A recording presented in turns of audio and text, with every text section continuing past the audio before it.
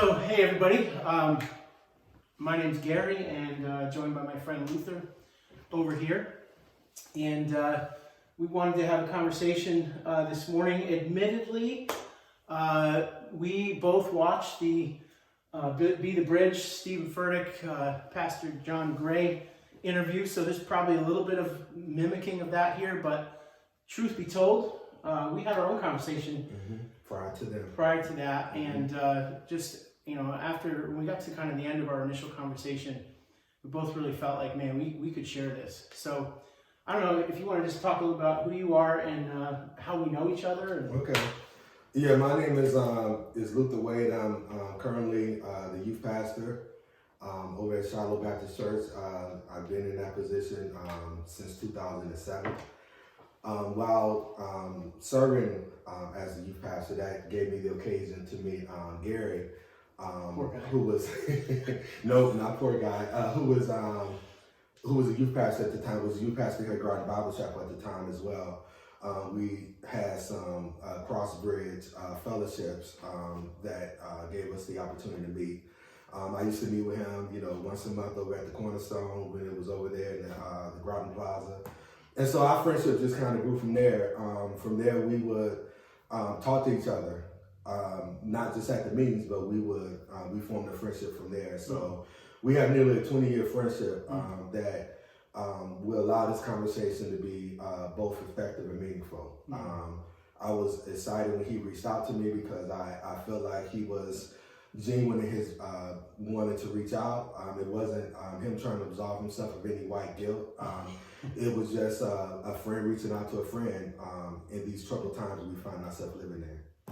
Yeah, it's well said. You know, we I was trying to think back historically to I know what I was going to say. When we bought our house, you might have been the first or one of the first to come visit us in our new house. I mean, yeah, you told me that. You know, still unsettled. And it was still under construction. Yeah, we would occasionally, you know, get together and always said like, all right, it's not going to be 4 or 6 months before we get together again, but that just kept happening. So, but anyway, in, I guess it was October or late September of, 2014, I think is when we bought our house. We spent some time together. But yeah, when this whole thing came up, when George Floyd was killed, probably 4 or 5 days after, as I was just internally processing, and, you know, in the situation we find ourselves in, you're processing for you, but you're also thinking about the people you lead. And yeah, I just reached out. Sent Luther a text and just said, brother, I need some fellowship with you. I want to learn from you. And so I think in the spirit of that conversation, maybe just asking you some questions, some repeats of our previous conversation, but just, yeah, does that work for you? Yeah. So I think the first question I asked, or some form of that, was, you know, I'm listening, I'm hearing all that's going on in the media, and it was before it really became polarized and politicized, but, you know, basically help me understand, and what do I need to learn? As a leader in the white community, in a church that's predominantly white, how do I lead? What do we need to hear? And then sort of tied to that, where we naturally ended up going, the next question was, how has this affected you personally, and what in your own history in terms of racism in our country and in our area? So, floor is yours, my friend. Yeah, so you know, this is not new for Black people. You know, we've been dealing with this our entire existence here in this country. You know, my story is my grandfather's story, is my dad's story, my great-grandfather's story, my great-great-grandfather's story. It has just taken on different forms over the last 400 years. And so this, you know, the things that we're feeling in response to what happened to George Floyd are not different feelings. We've been feeling this for a very long time. And you know, what really struck me, you know, I've been in and out of anger, you know, throughout this entire time, because there comes a point in time in everyone's life when you're dealing with certain things that you just become sick and tired of being sick and tired. And, you know, so I guess one of the real inflection points in this particular issue was I watched my son have a conversation on Instagram Live with some of his college friends. And listening at my nearly 20-year-old son recount the various contexts of information, of racism that he's felt in his life, at just 20 years old, and realizing that his life, the first 20 years of his life was no different from the first 20 years of my life, it gave me another layer of anger, because now my son, who I have tried to pass on a better world than the world that I got, is experiencing many of the same things that I experienced. And one of the things that I really grabbed hold to, and when I spoke with Gary, is there is a different context that Black parents always look at these issues from than our white counterparts. And one of the things that I've wished, when these things have happened in the past, is I wish that versus becoming defensive, that my white friends would do what Gary did, would call me and ask me how I feel, versus telling me how I should feel, or listening to how I feel and telling me why it's not as bad as I say it is. In other words, and listen to me to understand versus listen to me to respond. And I feel like so often when we speak with one another, while the other is talking, we are forming a response to what they're saying versus actually listening to what they're saying. And so, again, one of the things that I ask for, any person listening to this is when Gary called me, when he reached out to me, Gary had a nearly 20-year friendship to leverage. Don't, approach a Black person that you have no relationship with about this. It's insulting. If you want to have these conversations, then you have this conversation with somebody you already have a relationship with, because that way that person knows, I know Gary's heart. And so it's totally different talking to you versus, what young people call a rando. And so in the spirit of that, and I know as we talk, as this conversation it develops, there are some important things that we need to talk about as fellow Christians. Yeah. How are we going to deal with this as a church universal versus the Black church or the white church? It's time that the church deal with this wholly, not partly. So let me ask you a question then, because you brought up a really important point. One of the things I've been really grateful for, and I don't know if I've verbalized this to you or not, or let me say it this way, I feel really bad for the white leader in the community, or more especially in the church, who has to go, man, there's something here I need to understand. I need to get, I was going to say Yellow Pages, but that's a really dated, I need to get on my phone and find a Black minister in town and get to know him. I didn't have to do that. Right? Not only yourself, you're my peer, but I had some mentors like Pastor Joe Coleman and others that I just immediately knew I got to text them and find out. So 2 questions. Tell these folks listening what you said about when this all went down and texting me versus me texting you. And then what would you say to the white leader who doesn't have any Black friends in ministry? Where do they start? What would you recommend? Okay, so the first thing is, in regards to that first question, I was not going to text you. You was going to have to text me first.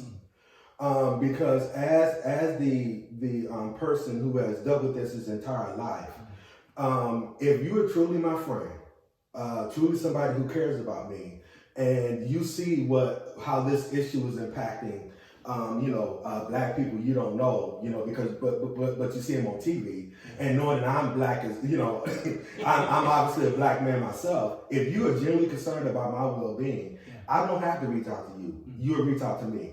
And the one one of the parallels I would like to draw to kind of bring that point home to people so that they truly understand. If your child is away in college at UConn, and you hear that there was a disturbance at UConn, that there were some kids that were shot, are you going to wait for your child to call you, or are you going to call your child to make sure your child is okay? Yeah. No, you're going to call your child to make sure your child is okay. And so, again, back to, what we're talking about now, you see that there is unrest and that black people are really hurting. And on that same token, if you care about me, you're gonna reach out to me, and I'm not gonna have to reach out to you. So that's the first, that's dealing with that first question. Now, what was your? What would you say to the black? Okay, yeah, I remember now. Yeah. And so if you are the white Christian that don't have any black friends in your electronic Rolodex, then I'm sure there's somebody in your circle that does. Mm-hmm. And you ask them to be an emissary and, witness a conversation versus trying to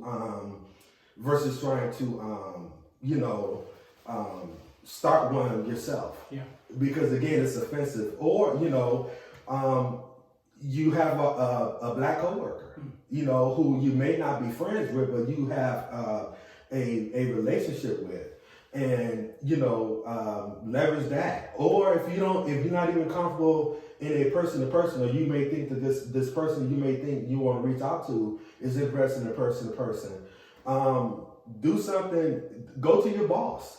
Go to the supervisor, go to the manager, and say, we really need to deal with this issue. We need to stop acting like this issue isn't an issue. Mm-hmm. And I want to just give out a disclaimer real quick.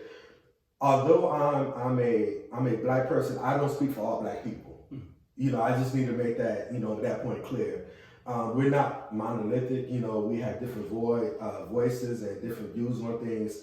And so I'm not speaking for all black people, but I do feel like that I do have shared experience. There's some shared experience there. So that's the advice I would give. Like I said, don't, the one thing you cannot do is try to approach someone you have no relationship with and then ask them, how does that make you feel? You know what I mean? It's not cool. So I just want to check our camera real quick, and then that's really good. And it's still rolling. All right. That's really good. I want to ask a follow-up question. Well, actually, I want to tell you a couple of things that'll steer you into I know you'll have a comment. So, you just said you don't speak for all black people, and the people, any particular ethnic group, because we're actually a different race. We'll get into that later. Yeah. Is not monolithic. But I will tell you, I have talked to 4 ministers in at least the length of our previous conversation. 2 are Hispanic. 2 are black, and I've talked to a white pastor who is a police chaplain, and then a couple of just friends in this church community or other parts of the country who are African American. Everything that they have said, with maybe some subtle nuances in their own life, is consistent with what our conversation was. Mm-hmm. So I agree. You don't speak for the entire black community, but I think the threads are similar. And here's my point. I have the neighbors who live behind me actually built the house that I live in. They're in their 80s, a black couple. Mm-hmm. And we've become friends over the years. I mean, we became friends the day we moved in. I walked across the street and met them. And we got to talking. She is very sweet, very kind. And we got to talking about this issue the other day. Kind of similar. I just walked across the yard and just saying, hey, how are you going, guys? They've raised their grandchildren. They have 2 grandsons who are both in the military and have recently left, so they're sort of back to an empty nest. And they're amazing people, and actually the husband, he and I are sort of cut from the same cloth. We both are always working on projects, and it's always comparing what we're working on. But we had a long conversation, very similar threads of experiences she's had, her children had, her grandsons have had, concerns she has about her grandsons now being out in the world in the military as young black men. And we got to the end of that conversation, and I just said, I'm just so glad that we're neighbors and we already have a previous relationship. Mm-hmm. It hasn't been based on our skin. I mean, we're just friends. And that got challenged. My neighbor, her husband, challenged me early on in our relationship with something that was subtle. Now, from my point, it wasn't intended, nor was my heart racist at all. And I don't even necessarily think he meant. Well, let me tell you what happened. So when I would see him and he'd come over and we'd compare a project, I always say, hey, neighbor, right? I always call him neighbor. And he looks at me one day and he goes, why do you always call me neighbor? Why not friend? Mm-hmm. Now, whether that was a black-white thing or not doesn't matter to me. it's the opposite. So for a bridge building thing for me, that's a really good, it's good for him to call me in the carpet on that. Right. Now, in my mind, I'm being friendly calling him neighbor, but guess what? I haven't called him neighbor since. Right. It's always friend. Right. Because I want to be clear what our relationship is. So I think there's a lot of nuance and subtlety and fair pushback to those of you who might say, well, maybe that didn't have anything to do with black-white. Well, what does it hurt to make sure that our nuance can't even be misconstrued in that way? So I think there are a lot of subtleties in the way that white people talk to black people, and within the Christian community, hopefully it's getting better or growing in that area. But the example I gave you earlier is the young black man who actually has preached at our church recently, who said, you know what, Gary, it's things like people say to me, hey, you're really articulate for a black man, things like that. So help us understand, and maybe you have a couple other examples of just subtleties that are ultimately racist and that we need to grow in. I'm colorblind. It's a lie. Yeah. It's a lie. No one's colorblind.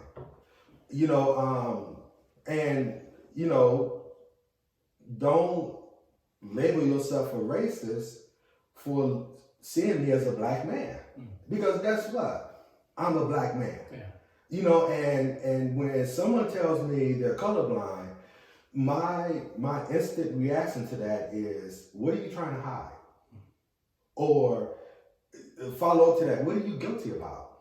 What do you feel guilty about to have to say to me when I have not introduced race? In the course of a conversation, you know what? Yeah, man, I understand because my parents raised me to be colorblind.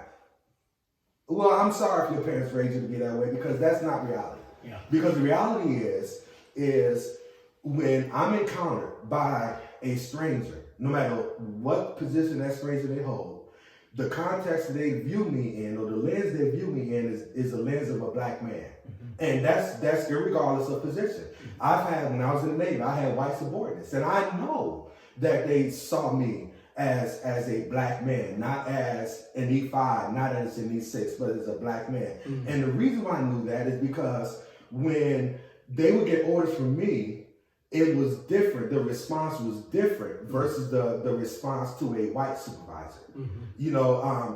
Like I would tell them to do something. Well, why do I need to do that? One of my white shipmates would tell them the same thing, and there would be no pushback. So that's one nuance. One statement that people make at times that black people are offended about. Now, to piggyback on your statement of your the minister that spoke here not long ago, we get a lot of pushback as black people when we mention the term white privilege. And I know a lot of white people are offended by that term because they think, so just let me give a broad definition of that. White privilege does not mean that you were born into money. It does not mean you was born rich. It does not mean that you haven't had to work hard for what you have. What white privilege means is, if given the same start, there is implicit advantages and even explicit advantages that you hold being white that I just don't hold because there's a few reasons for that. Number one, your people have had a 400-year head start over my people. And into that 400 years, built into that 400 years were certain biases that have permeated throughout society that have not been eradicated. And one of the reasons why those have not been eradicated is America as a country has not dealt with slavery in an honest way. We speak more about the Holocaust. There were Holocaust museums in Washington, D.C. before there were Black History museums. What does that tell you about our nation's willingness to really deal with the issues that are at hand? And so white privilege is not that you didn't have to work for what you have, or that everything was handed to you. I know everybody's not Donald Trump. I know everybody was not given $1 million by his father as a start in life. But what I also know is, I also know that I've had to work harder for many of the same things that my white counterparts did not have to work as hard for, because certain assumptions are baked into being white that are not baked into being black. I give some examples.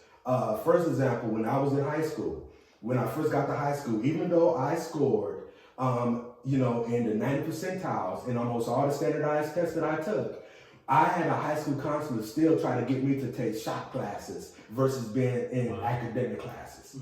And anybody who knows me knows I'm not very good with my hands. And so if I wind up in a vocational program, you are actually setting me up for failure, because you set me up to be in a situation that is not good for me, because it does not speak to my particular skill set. And so the way we were dealt with in school, see, we did not experience racism for the first time when we became adults.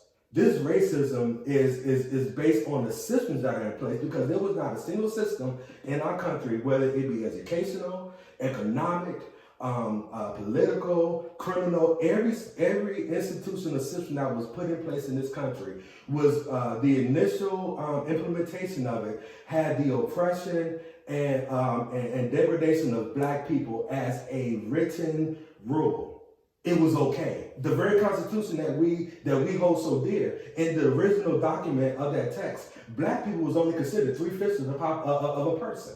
So it took 5 people to equal 3 black people. And so that all feeds white privilege. And if I have to give a really stark example as to how a recent example that many people may be able to relate to or may identify, when Barack Obama ran for president for his first term, it was the first time in my life.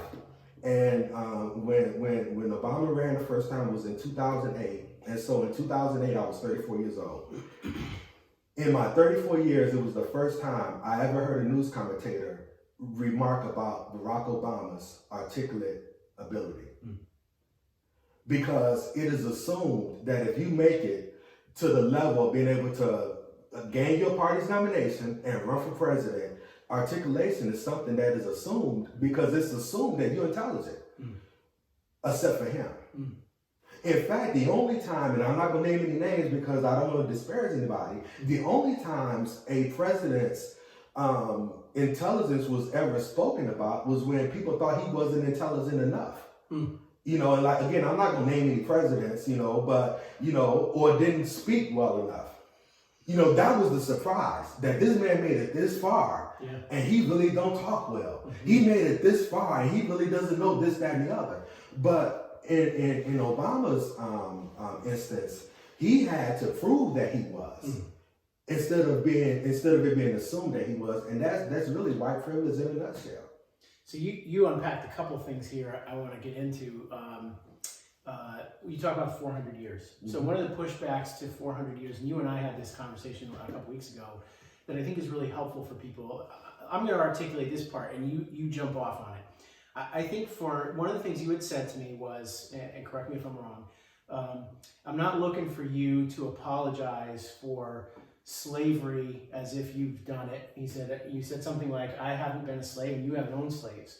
I'm looking for you to, for the country and for white people to recognize that slavery,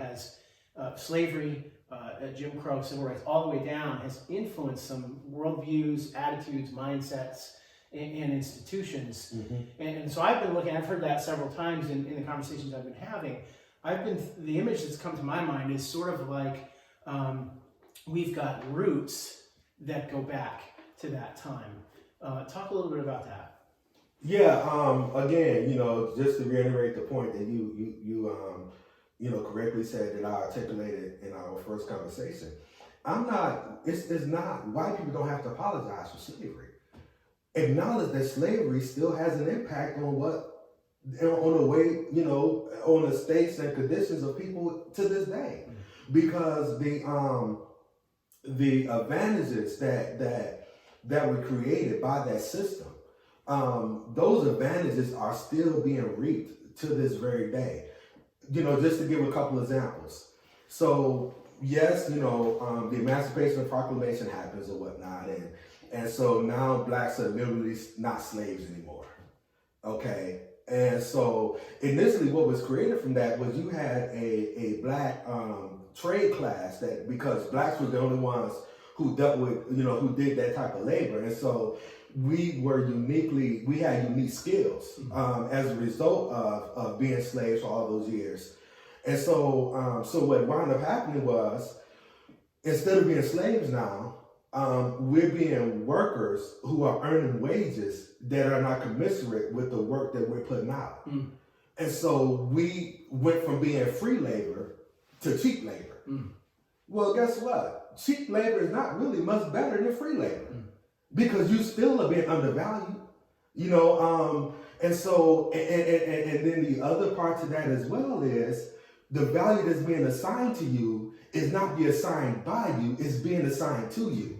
And so it's somebody else's interpretation or impression of how valued you are. Mm-hmm. You're not able to dictate the terms of your value. Mm-hmm. You're not able to say, I can do this, I can do that. No, what you're being told is this is what you can do and what you can't do. This is what it's worth. Mm-hmm.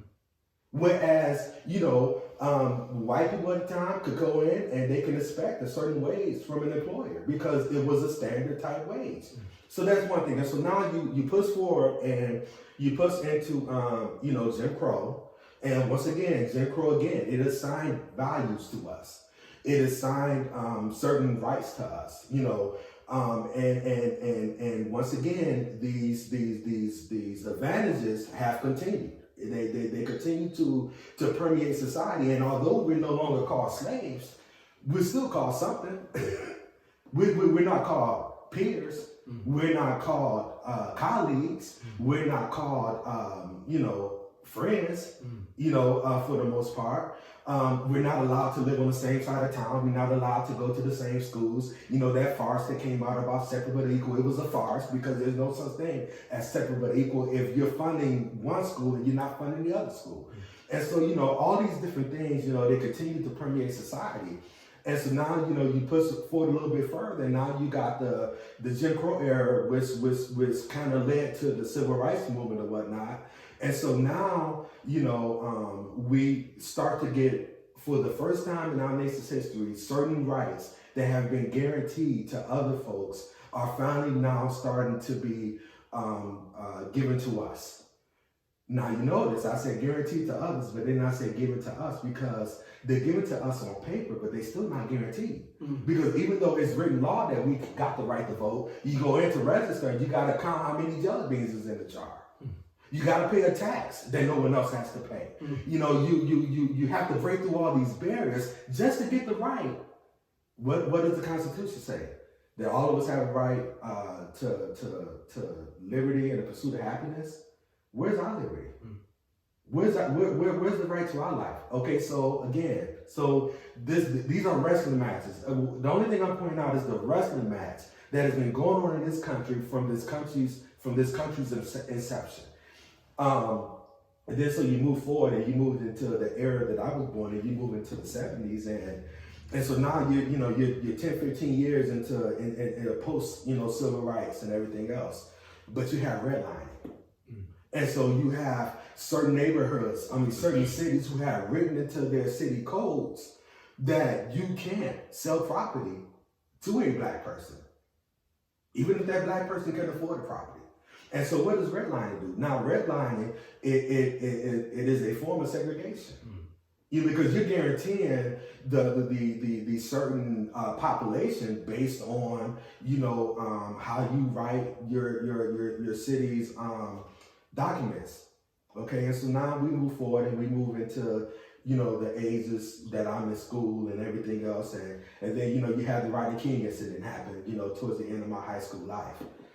So I know I kind of took the long road to get here, but what I'm saying is, as you can see, that there has been a wrestling match that has gone on for 400 years, which is why when I say 400 years, it has been 400 years.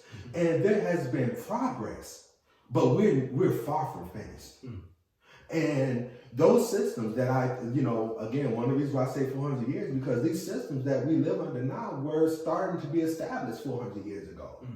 And we have not adequately dealt with the inequality that was built into these systems, the assumptions that was built into these systems, the access, the lack of access that was actually built into these systems. And until we adequately deal with that reality, and again, I'll go back to the point that you made that I articulated to you on the telephone conversation. I'm not talking about apology. I'm talking about acknowledgement. And with acknowledgement comes acceptance. And with acceptance, real change can then come. Because as long as, if I don't accept that a problem exists, I'm not going to do anything to try to eradicate that problem. Huge point. I'm not going to do anything. It's like your kid come home, with a report card. He got all D's on his report card. Oh, that's fine. That's fine. That's fine. Is your son going to get anything better than D for the rest of his scholastic career? Probably not. Because you haven't addressed to him that this is a problem. But no, Junior, no, Gary Junior, this doesn't work. In this house, we get good grades. We're gonna do something. We're gonna solve this issue. Now, okay, you know what? That brought something else in my mind. If your son is in 9th grade getting D's, he didn't just start getting D's. This happened. You would have noticed certain things about your son back when he was in preschool and in kindergarten and early on. And so if you're a good parent, what you're going to do is you're going to notice that there's something going on there, and you're going to try to solve the problem as early as possible so that now when he gets to high school, these things have been identified and have been dealt with. So with this country, we have never dealt with the issues. And so they have festered. And just like your son, you can't expect your son to get good grades if you start addressing things in the 9th grade. You can't expect us to be on an equal playing field if for 400 years you have failed to acknowledge that we've never been on an equal playing field. So that brings in, if you're hanging with us, let me encourage you to, after that history, and as we get into these next topics, let me just give you a spoiler alert. Like, we know and we believe that a huge part of the answer here isn't political, isn't even legislative, but is what comes about by being believers in Jesus and the common citizenship we have, and then what the responsibility of the church is. The church can make a huge difference here. So you listen to all that you just said, and you just go, it's like despair, right? So I want to talk about George Floyd and Black Lives Matter for a minute. George Floyd, and I think you'd agree with this, even just some you posted earlier that I watched it, was much less a martyr than he was a catalyst, right? Certainly that was the effect of watching, and I didn't watch the entire video. I watched an edited version. That was enough for me. I was in the woods by myself. Anyway, I recounted, or in the midst of all this, I don't remember on the timeline, but I sat down for dinner with my family and we started to talk about all this. And I broke down talking about George Floyd calling for his mom, right? And let me just say on the record here, I don't really care what George Floyd did or what he had in his system. I think part of the issue with police brutality, and I think you can make a fair point to some degree that police brutality is an issue and racial profiling is an issue, and that they overlap at times. But the issue for me is that there's due process. And so not having read the facts on Floyd's background and so on and so forth, due process is a huge part of the issue for me. But as I broke down, my youngest son, whose best friend is Black, he just kind of on his own, he said, Dad, I know what white privilege is, because the things that my friend tells me, the way that people look at him different, the things that he has to think about, the way he lives life, those things don't even enter into my thinking. And he's like 14 years old. And by the way, side point, the young people that are driving a lot of this dialogue and a lot of the movement, if we lose the opportunity to see these young people who have passion and drive come to Christ, we're missing a huge, because it's an amazing generation in their willingness to speak out. So so that brings me to, do you want to respond to that before I get into the Black Lives Matter part? Yeah, just like one quick interjection in terms of the church. Yeah. If we don't embrace the passion and the activism that exists in our children's generation, they will leave the church. Yeah, amen. They will leave the church. Yeah, please hear that. They will leave the church. Yeah. Because they will not see a church. They will not see the church as a representation of who they are. Yeah. And what do we always say in church? That we say that, we take communion. Now, we're not eating Jesus' flesh. We're not drinking his blood. We say this is a representation of his body. This is a representation of his blood. It is infused. Representation is infused in Christianity. It is a faith of representation. Jesus represented us by going to the cross. Now he advocates for us at the right hand of his Father. It's representative. And so if the church doesn't represent or reflect the views of our young people, they will leave the church.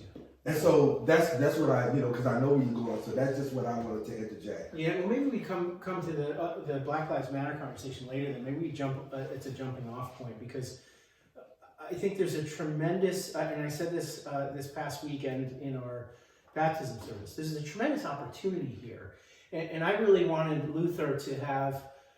I know this is long, and I'm just encouraging you to bear with us.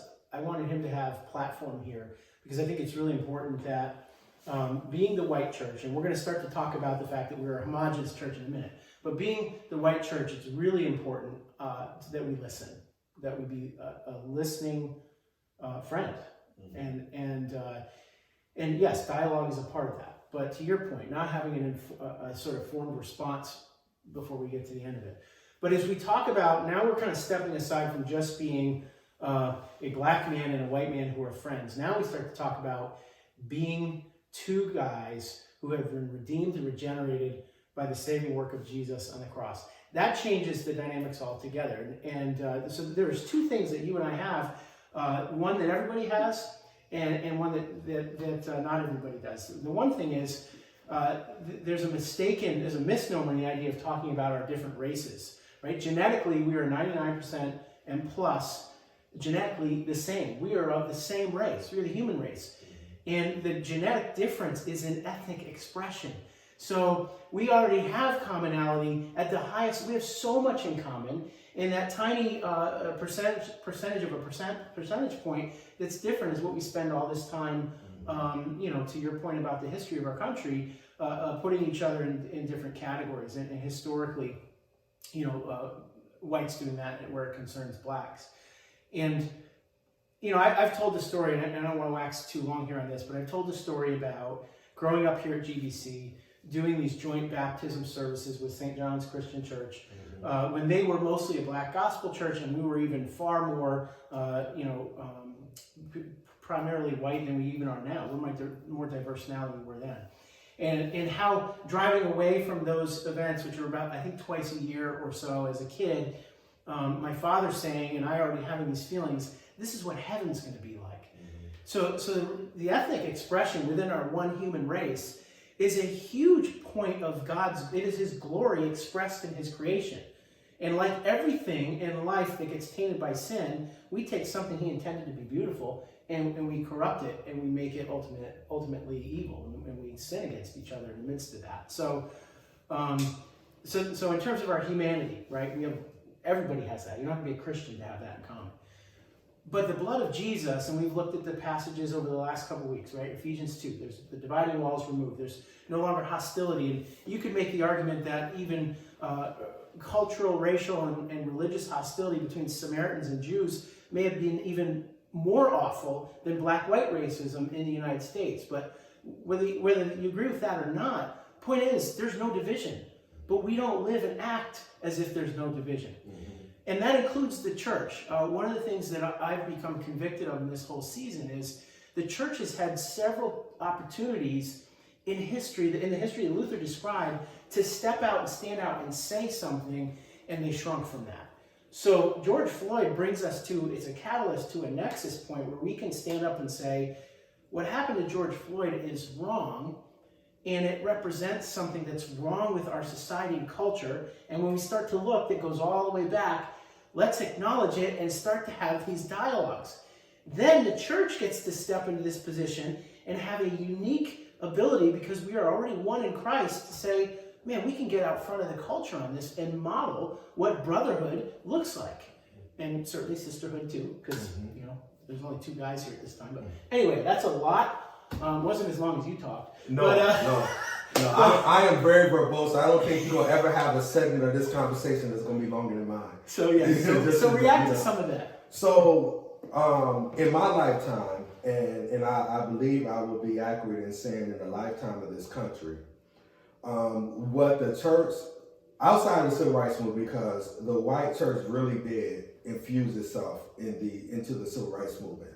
One of the turning points of the civil rights movement was a letter from the Birmingham jail. And what Dr. King's, no, let me stop. As Christians, we should never refer to MLK as Dr. King. He should always be referred to as Reverend. Here. Because I think what has happened as time has gone on, he has become too secular. Yes. As a leader. Huge. And so what has then what him becoming secularized has done, it has in many ways diminished his standing in the white church. Because the white church doesn't see him as a spiritual leader. They see him as a civil rights leader. Yeah. As a civil rights leader. Yeah. So, as a church family, we need to acknowledge that this man was a reverend. Amen. And his northern counterparts, that's how they saw him. And so the letter from the Birmingham jail challenged the white pastors up north, because he knew he wasn't going to get any help from the white pastors in the south. So it challenged the white pastors of the north to come down and join in on the movement.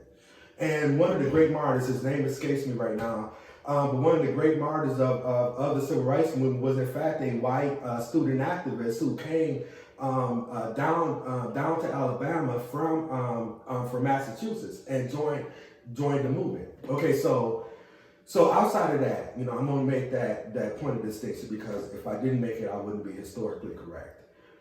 But for the vast majority of our history, there has been when these incidents have happened. Now I can't speak totally intelligently, but I'm making some assumptions here. I just put out that disclaimer. But what I felt like has happened in the white church when these things happen is, I believe there is some reflection and some reflection, but not any action. And for the first time in my life, I'm seeing action.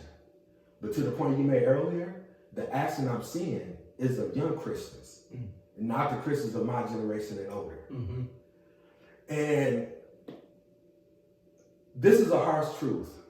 It was a harsh truth for me to come to terms with years ago, but it's a harsh truth I had to come to terms with years ago, back into my teens, when I really, studied history. The tough truth is, white Christians were slave owners. Probably the entirety, if not the entirety, at least 97%, were slave owners, resisted abolition, instituted Jim Crow, started the Ku Klux Klan, resisted the civil rights movement, and now elected Donald Trump. Now, Donald Trump is a symbol for me. And let me tell you why, because I don't want to make this, because this is not political. As Gary said earlier, this is not political. But the symbol that Donald Trump represents for so many black people that made him an abhorrent, candidate for us was, first of all, he tried to delegitimize the first black president of the United States with that birther movement. That hurt us. That hurt us. And one of the issues that I have with a lot of my white Christian brothers and sisters is, when I tell them that, they act as if that's not a big deal. But guess what? It's a big deal, because we celebrated this black man becoming the president of the United States. And right after him, you elect the man that tried to delegitimize him and tried to say he wasn't even a citizen. Mm-hmm. The first president, the only president in this nation's history that had to show his birth certificate was the first black president of the United States, and that hurt. Mm-hmm. And then to couple that with the fact that this guy ran on the slogan, "Make America Great Again," when was America ever great for black folks? Mm-hmm. That's painful. Mm-hmm. That people in 2016 would be nostalgic about an America that enslaved, that oppressed, that lynched, that had dogs sick on them, that got hosed down. Not even a full 2 generations ago, that there's a segment of America that will be nostalgic about that America. Mm-hmm. It's painful. Mm-hmm. And so back to your question, what we have to do as a church is we have to acknowledge and accept that we have dropped the ball as a church. Because face it, the most segregated day of the week is Sunday. We may have white friends, as a black man, I have white friends, I have white co-workers, I ride the bus with white people, but when I go to church, there aren't that many white people. Mm-hmm. And then the same thing about white people. Yeah. Black co-workers, black neighbors, black people in every circle of our lives except for church. So I know, again, I went down a very windy road. Yeah, and let me jump on. I want to respond to the Donald Trump thing because I think it's important for people to hear this. You might not, let's say you voted for Donald Trump and you didn't vote for him for any of those reasons. I want to remind us we're here to listen to how that felt and what that experience was for him. For whatever reason that you may have voted and or continue to support, noting that those elements that Luther talked about, what that communicated to the black community, and you can hear the passion in his voice, what it says to him personally. So let me encourage you and me. We're in a listening mode here. The response, the catalyst that George Floyd's death has been to shut up and listen. So you can grind out the politics on the other side in your own thinking. This is not a two-way conversation right now, other than between the two of us. So thank you for sharing that.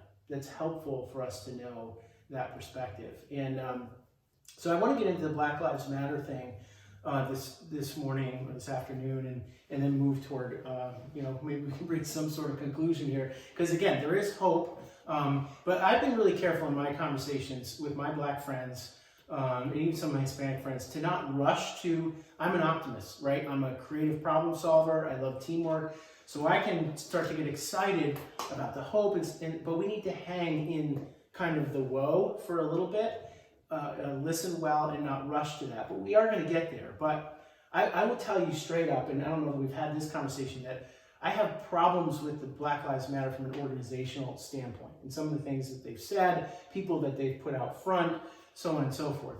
But I have moved away from, and you've helped me with this, and correct me if I'm wrong, or help us understand, saying and or supporting the idea of Black Lives Matter should be something that we're all willing to do. And if you can give us the philosophy behind that, because it's been really helpful. Whereas organizationally, you can say, just like other organizations, you might say, I like the idea of what this started as, but I don't support what they're doing now. So can you unpack some of that and help us? Yeah, so Black Lives Matter started, and this shouldn't surprise anybody with the way the world is now, started doing a Facebook conversation. Huh.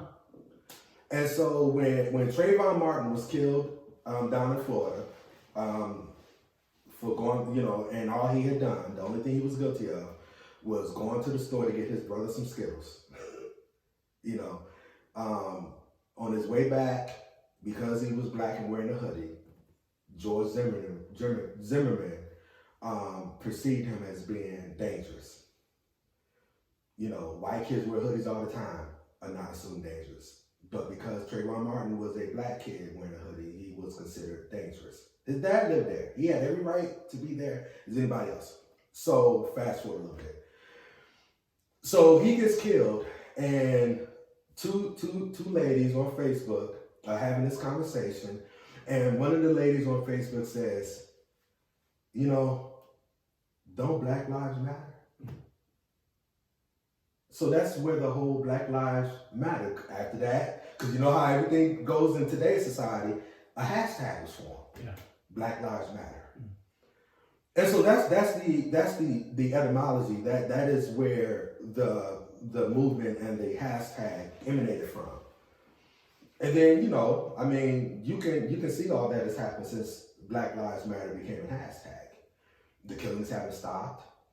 And the one thing that we say a lot as a people is they haven't increased, just they're being filmed. And so they're being, now the only thing that has increased is the proliferation into society. But we've been screaming, you know, out from the wilderness, you know, for a very long time, that this is what has been going on. This is what has been transpiring. You know, one thing I think about, and I'll get right back to Black Lives Matter. I think if there hadn't been a recording, would someone have believed a bystander that said Officer Chauvin had his knee on the neck of George Floyd for almost 9 minutes? Probably not. So now, you know, I digress for a minute. But now getting back to Black Lives Matter. And so this hashtag, you know, was created about Black Lives Matter, and instantly, my white friends started to say, all lives matter. So I would tell them, look, we're not saying Black Lives Matter more than all lives. What we're saying is Black Lives Matter as much as all lives. Because again, going back to the history that I went through some minutes ago, at the start of this country, we were only considered 3/5 of a person. And so the devaluing of Black life is actually written into the American psyche. And so what we're saying in terms of Black Lives Matter is my life matters just as much as your life. And you need to start acting like, and your actions need to start to show that you believe my life matters as much as yours. And so when I hear one of my white friends come back at me and say, all lives matter, the first thing that comes to my mind after being offended is, you don't get it. And then when I hear a supporter of the police say, blue lives matter, the first response to me after being offended is, you don't get it. When I hear somebody who supports the military saying green lives matter, you know, it's amazing to me how prior to the Black Lives Matter hashtag, there was no blue lives matter. There was no all lives matter. There was no green lives matter. There was only there was none of that. But now we try to take ownership and we try to take pride in ourselves, and we try to show the country that we value our lives. And all of a sudden there has to be these responses that, well, all lives matter. That's not what I'm saying. Again, because I'm reiterating this point. I'm saying this point multiple times because I need for, you know, good meaning, you know, white people to understand that we're not disparaging you when we say Black Lives Matter. We're affirming that our lives matter as much as your life. Yeah. Please get that. Black lives matter as much as white lives, as much as Asian lives, as much as any life, any other adjective you want to put in front of the lives that you want to put in front of. Our lives matters just as much as those lives do. And that's what Black Lives Matter is really all about. Now, with any movement, you're going to have areas of that movement that you are against. You know, if you are, you know, I'll, you know, just for a moment. No, I don't have to go there for a moment. I was about to go into some political stuff for a moment. I don't have to go into that. I'm sure there are members of Groton Bible Chapel who love Groton Bible Chapel. there are probably elements of Groton Bible Chapel that they would rather improve. Mm-hmm. There's nothing wrong with wanting change or with not liking a certain, just because you don't like a friend's element of something, of a movement, don't mean that you should denounce the whole movement. Mm-hmm. Because the whole movement on its face is, again, black people telling everybody else in this country that our lives matter as much as every other life. Mm-hmm. Because if you come to that acknowledgement, then you'll be just as offended as I am that Sister Tiana was in her house. A no-knock warrant was issued. They were at the wrong house. They busted into her house and she was shot in her own home. You would be just as outraged about that as I am. If black lives, if you believe that black lives matter, then it wouldn't have taken George Floyd to have a knee on his neck for the outrage to start. If you really believe, when Black Lives Matter, means something to you, and when you acknowledge that our lives matter as much as everybody else's, when you hear about Aubrey, taking a jog down in Georgia and being shot for taking a jog down in Georgia, you'd be just as outraged as I was. You would do more than say, "Oh, that was awful." Mm. No, there would be outrage. Mm-hmm. Because you would see not a black man getting killed, but you would see a man going for a jog getting killed. Mm-hmm. And that sums it up in a nutshell. Yeah, I think you're absolutely right. And I think that's maybe the wake-up call here. I think, for those that are listening, that one of the things that's been, I think there are a lot of things that this could spin off into, right? Like I had some friends out west who are involved with the Navajo Nation, right? Talking about the native population and how disadvantaged they are, how COVID is going crazy. And do Navajo lives matter? Yes. Right now, what's being brought to the forefront of society. So here's my point. It's very easy to divert to these other things. Now, as a church, we're actually involved in the Navajo Nation with Pastor Chi, and so there's a lot going on there. Again, I think it's one of the huge disappointments is how fast this has become politicized. And as I said this past weekend, that now when you speak out, you're nervous to speak out because you're going to get shoved in a category. You got to push past that. And what's been helpful for me is to take it away from the pundits and the Facebook posts and to talk with my friend and to hear his heart. And I can't dismiss or dispel what you just heard him say and what it feels like to be a black man in America in 2020. And it shouldn't be that way. And even when my sons and I did the 2.23 or whatever mile run for Ahmaud Arbery, and it's wrong that it feels like, should I be doing this, right? Should I be stepping out and standing up? Like, as Christians, because of everything we already said about the human race and the blood of Christ, when something is wrong and someone is mistreated, I don't care if they're purple, like, we should be speaking out. And so in this particular case, this is focused around something that happened. I mean, you're right. It's a shame on us that took the catalyst of George Floyd. But here we are. So what are we going to do about it? So as a leadership in our church, and the elders, as we're wrestling through this, there's some personal conviction and repentance relative to apathy and just sort of a sitting on our hands kind of thing. But then we're immediately thinking, okay, what can we do so that the gospel of Jesus Christ is made clear, is preached in this church, and that we are honoring the body of Christ in the diversity that we do have within the context of our church. And then as we do that, that models, right, the commonality that we have as humans and in the body of Christ for the rest of the world, and gives us further audience. As we sort of move toward a conclusion here, Luther, what would you say specifically to somebody in my position and or congregants who sit in this church? How can we make a difference? How can we push back sort of the gut instinct to become political about this and just use this as a point of ministry and use this as a point of sort of gospel healing in first the church, because I think it starts in our churches, and then the country. Like, what can we do? What does the black community say? Man, if my white friends would do this, it would start to make a difference? Well, we can really, I believe in churches all over America.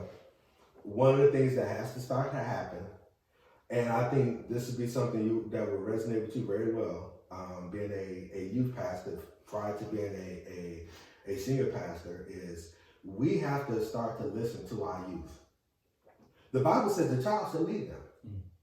How many of us can honestly say that our children have led us anywhere? Mm. And so under that model of youth and children leadership, they're setting a great example as to what all of us should be doing. Mm. And I say that to undergird the point that I'm getting ready to make now. Being a true ally, which means be willing to set aside some comfort, to rally alongside those who have been oppressed. We're Christians, right? Didn't Jesus give up a very comfortable perch to come down here to die for us? Mm. The most comfortable perch that has ever existed. Have You're here. He gave up the heavenly perch to take on flesh, to then die for us as a sacrifice so that we can have the right to the tree of life. Mm. If he was willing to do that for us, then if we're, Christ is a model. So now we must be willing to get uncomfortable for our fellow man. Because let me tell you something, and this is one thing that I haven't said as often as I've said some other things that I've said, but this conversation is uncomfortable for me because I've been defining racism my entire life. When I was in school as the only black kid in history class, anytime slavery was talked about or anytime the civil rights movement was talked about, everybody in class would turn around and look at me as if I was the resident expert on racism, on slavery, on civil rights. And so I'm tired of having this conversation, but for the sake of healing, for the sake of helping my brother, rise up and ascend into a better place, I'm having this conversation, even though it is uncomfortable. Mm-hmm. I know this is uncomfortable for you as well. Sure is. So, like I said, the main thing is all of us have to be willing to step out of comfort and become uncomfortable for change. Yeah. Because the church is an agent of change, supposedly, but in all actuality, for so many years, rather than change the world, we've conformed to the world, which goes against directly scripture that we say, that we use to try to get people saved. Yeah. Be ye not conformed to this world, but be ye transformed by the renewing of your mind. He goes King James too. Yes, we use that to exhort people into salvation, but yet the body of Christ has conformed more than it has changed. Mm-hmm. We are to be transformational, not conformative. Yeah. And so we have to, I plead to all of my fellow white Christians, to all of my white Christian brothers and sisters, step out of your comfort zone. Mm-hmm. Follow the lead of your pastor. Be willing to get uncomfortable. Missionaries, they go to the Amazon jungle to try to win converts. They go to all these different uncomfortable places. Why is it that we are willing to go to uncomfortable places outside of our nation, but we're not willing to be uncomfortable in our own nation to save our own citizens? I applaud missionary work. Missionary work is a necessity for the spread of the gospel. But we have to become missionaries. We have to become domestic missionaries. Stop looking so much to save the world, because our nation needs to be saved. Amen. Jesus went to his own received him not, but that's where he went first. Mm-hmm. We need to take care of home. I love that you brought us back to the gospel, because that's where, for me, that's the only, I can spend all this time on YouTube trying to, absorb your recounting the history has been really helpful, but like just absorbing and listening, and all that does is, I texted you the other day, right? It's confusing, but I mean, it's so funny you mentioned comfort, because we talked about it as elders the other day. Like, we sort of default and press toward, okay, let's get back to where we're comfortable, even with COVID, right? Get back to when it's comfortable. Don't we understand, like, God has foreordained, providentially allowed this season clearly for our discomfort for some reason. COVID first, and now bringing up this, festering wound, if you want to consider it that way, for us. I was talking to a brother yesterday who goes to this church, and he said, he said, I will know that there's real change happening, actual change, when the protests and the rallies don't all contain people who look like me. And I think there's some movement in that direction, but he makes a huge point, and that's a very convicting point, because the gospel is something that is not passive. I mean, you talked about communion, you talked about Christ coming from the throne of heaven, which you had no way of knowing. I talked about this past weekend in our baptism service, and giving all that up for us. Just huge points, brother. I love you. And he flipped over tables when he wasn't happy with what was going on. It's time for us to start flipping over some tables. So. Yeah. Listen, I love you. Love you too, my man. I appreciate. You're right. I mean, it's clunky for both of us, but I can't even imagine if people don't have a friendship that exists for a long time to be able to have this conversation. But my only encouragement to you, a little bit added on to what Luther said, and you can disagree with me if you want. I don't think you will. I think if you have somebody in your neighborhood that maybe you haven't met, not for the sake of, like Luther said, hey, I need to get your resident expertise on this area, but just to get to know them as a human being. We had lived in our neighborhood a couple of years ago. We knew our neighbors immediately behind us that I talked about earlier.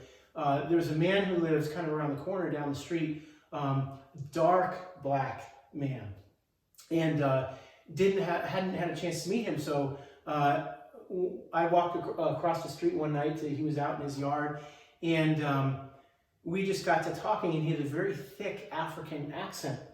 And he's got a bunch of kids and grandkids that come and go, and so my kids were my daughter especially, hanging out with his little girls and stuff. And so we just started having a conversation and getting his story. And it turns out he was moved here during the Rwandan genocide.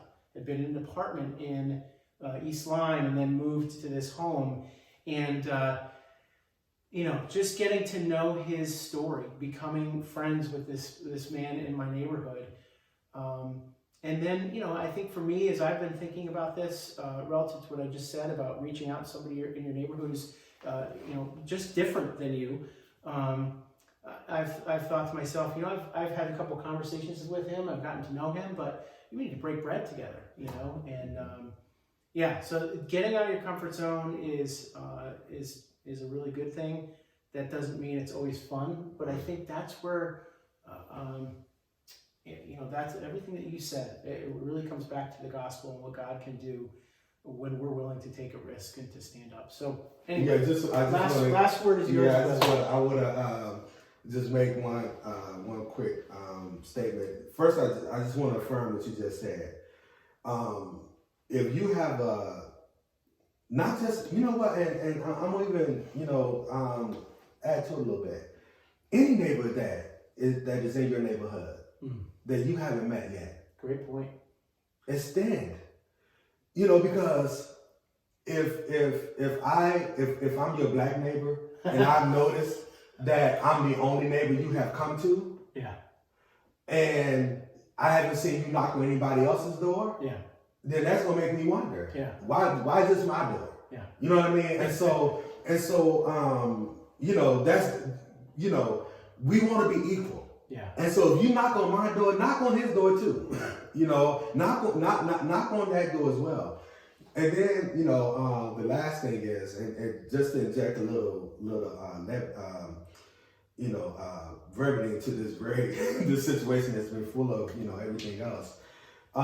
Gary texted me this morning, and he was it last night? I forget, because these days are running together with COVID. I'm working from home and all sort of stuff. But he texted me. He said, look forward to, it was last night. He said, look forward to seeing you, my brother. I just wish it was under more fun conditions. And my reply to you was, we got the rest of our lives to have fun. The time for this conversation is now. Amen.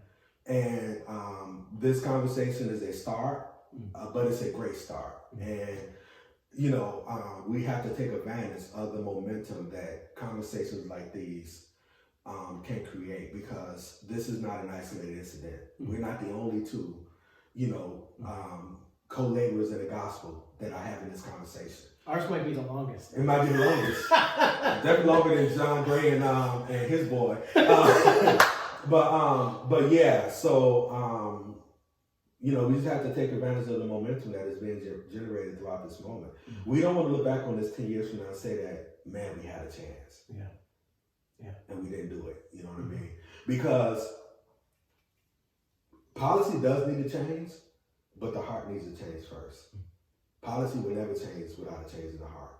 And that's what Christ endeavored to do more than anything else. Amen. So, on that note, will you lead us in prayer? Yes.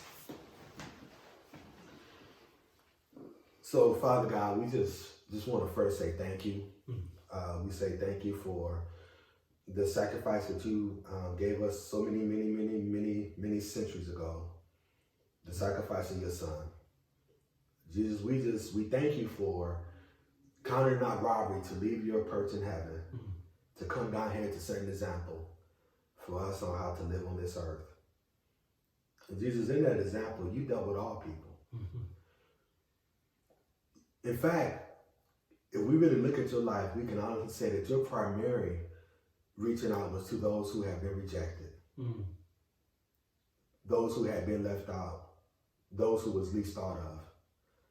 So Lord, in that endeavor, as we model our lives after the life that you live, which is what all of us say we endeavor to do, allow us to really live up to that precept. Allow us to really live up to that notion. Allow us to be the very examples, the very ambassadors of your love, of the grace, and of your peace. Because God loved the world that he gave his only begotten Son, that whosoever believe in him will not perish but have everlasting life. It was first love, then it was grace, then it was salvation. Lord, let us not skip the love or the grace and go straight to salvation. Let us first love one another. Let us also give each other grace. Let us forgive one another for their faults, and forgive one another of anything they have done against us, any transgression against us. Because it's only after the love and the grace can true salvation be had. And Lord, so as we go throughout this moment, let us not just be hearers, but let us be doers of the word also. Let us not just be speakers, but let us also be listeners. But most of all, Lord, let us be the example that you have called us out to be. Because what you told your disciples today, so many years ago, before you left this earth, is still true today. Greater things will we be able to do because your spirit lives in us. Let us begin to do those greater things. It is for your sake, not for our own glory, but for your glory, that we pray this prayer and that we set on this endeavor. It is your name we pray. Amen. Love you, my brother. Love you too. Don't judge our COVID hug.